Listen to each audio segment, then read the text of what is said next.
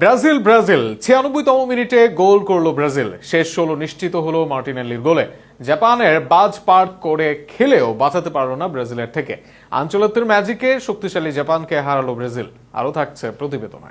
উস্তাদের মার শেষ রাতে, আর সেই মারটাই দিল ব্রাজিল দল। ৯০+৬ মিনিটের সময়ে গোল করে দলকে জিতালেন মার্টিনেল্লি।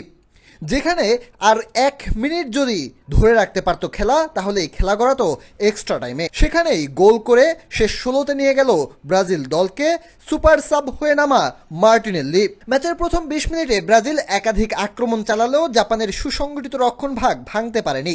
১০ মিনিটে ডানিলোর ক্রস থেকে বল পেয়ে ব্রুনো গিমারেস জোরালো শট নেন, কিন্তু দুর্ভাগ্যজনকভাবে সেই শট সতীর্থ লুকাস পাকেতার গায়ে লেগে থেকে পরিবর্তন করে নিশ্চিত গোলের সম্ভাবনা নষ্ট হয়ে যায় এবং সহজেই বিপদমুক্ত হয় জাপান।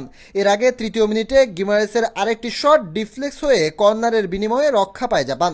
৫ম মিনিটে ভিনিসিয়াস জুনিয়রকে লক্ষ্য করে দেওয়া লম্বা বল দ্রুত বেরিয়ে এসে ক্লিয়ার করেন গোলরক্ষক জায়ন সুজুকি। ৭ম মিনিটে কর্নার থেকে আসা বল ধরতে কিছুটা অস্বস্তিতে পড়লেও শেষ পর্যন্ত পরিস্থিতি সামাল দেন তিনি।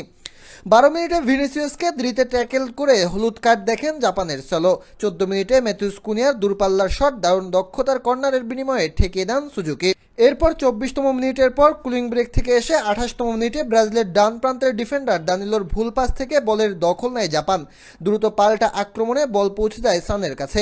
বক্সের বাইরে থেকে নেওয়া তার দুর্দান্ত ডান পায়ের শট ব্রাজিলের গোলরক্ষকের নাগালের বাইরে ডান দিকের নিচে কোণে জড়িয়ে যায়। তবে দ্বিতীয় অর্ধে বদলে যায় ব্রাজিল দল। শুরুতেই ক্যাসেমিরোর হেডে গোল পায় ব্রাজিল দল। সমতায় ফেরার পর জাপান খেলে বাজ পার করে একাধিক ডিফেন্ডার নামিয়ে ডিফেন্সিভ মোডে চলে যায় জাপান দল। তবে তারা বেশিক্ষণ রুখে রাখতে পারেনি ব্রাজিল দলকে। একের পর এক আক্রমণ মিস হলেও শেষে একদম ৯০.৬ মিনিটের সময় গোল পেয়ে যায় ব্রাজিল দল। মার্টিনেল্লির সেই গোলেই শেষ ১৬তে পৌঁছে যায় ব্রাজিল।